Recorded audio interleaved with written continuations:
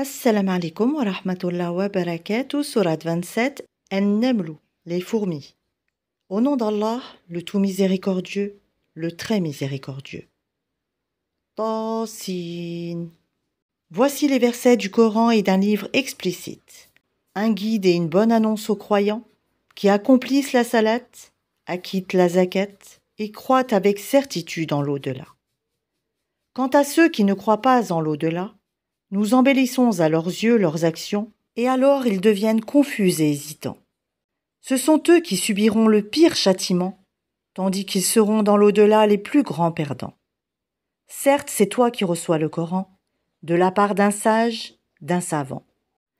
Rappelle quand Moïse dit à sa famille « J'ai aperçu un feu, je vais vous en apporter des nouvelles, ou bien je vous apporterai un tison allumé afin que vous vous réchauffiez. » Lorsqu'il y arriva, on l'appela « Béni soit celui qui est dans le feu et celui qui est tout autour, et gloire à Allah, Seigneur de l'univers. » Ô Moïse, c'est moi, Allah le Tout-Puissant, le Sage, et jette ton bâton.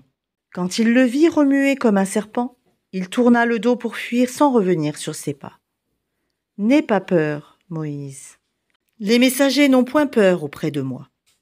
Sauf celui qui a commis une injustice puis a remplacé le mal par le bien. Alors je suis pardonneur et miséricordieux. Et introduis ta main dans l'ouverture de ta tunique.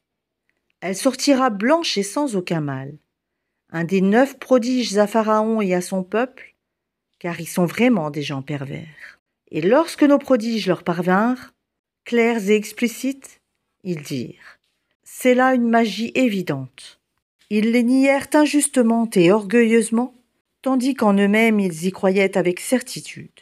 Regarde donc ce qu'il est advenu des corrupteurs. Nous avons effectivement donné à David et à Salomon une science, et ils dirent « Louange à Allah qui nous a favorisés à beaucoup de ses serviteurs croyants. » Et Salomon hérita de David et dit « Ô homme, on nous a appris le langage des oiseaux, et on nous a donné part de toutes choses. » C'est là vraiment la grâce évidente.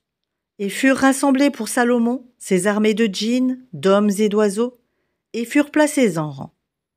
Quand ils arrivèrent à la vallée des fourmis, une fourmi dit « Ô fourmis, entrez dans vos demeures, de peur que Salomon et ses armées ne vous écrasent sous leurs pieds sans s'en rendre compte. » Il sourit, amusé par ses propos, et dit « Permets-moi, Seigneur, de rendre grâce pour le bienfait dont tu m'as comblé ainsi que mes pères et mères, et que je fasse une bonne œuvre que tu agrées, et fais-moi entrer, par ta miséricorde, parmi tes serviteurs vertueux. » Puis il passa en revue les oiseaux et dit « Pourquoi ne vois-je pas la huppe? Est-elle parmi les absents? Je la châtierai sévèrement, ou je l'égorgerai, ou bien elle m'apportera un argument explicite. » Mais elle n'était restée absente que peu de temps et dit « J'ai appris ce que tu n'as point appris, et je te rapporte de Saba une nouvelle sûre. J'ai trouvé qu'une femme est leur reine, que de toutes choses elle a été comblée, et qu'elle a un trône magnifique. Je l'ai trouvée, elle et son peuple, se prosternant devant le soleil au lieu d'Allah. Le diable leur a embelli leurs actions et les a détournés du droit chemin, et ils ne sont pas bien guidés. Que ne se prosternent-ils devant Allah, qui fait sortir ce qui est caché dans les cieux et la terre, et qui sait ce que vous cachez et aussi ce que vous divulguez?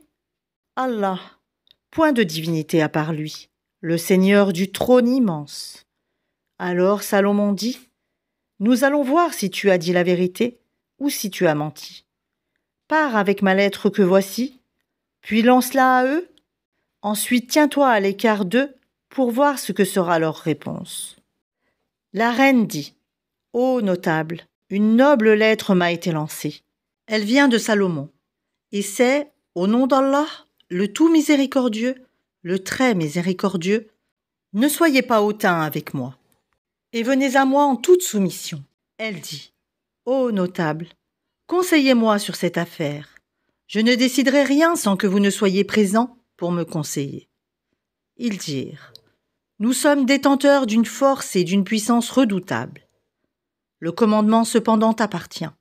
Regarde donc ce que tu veux ordonner. » Elle dit « En vérité, Quand les rois entrent dans une cité, ils la corrompent, et font de ces honorables citoyens des humiliés. Et c'est ainsi qu'ils agissent. Moi, je vais leur envoyer un présent, puis je verrai ce que les envoyés ramèneront.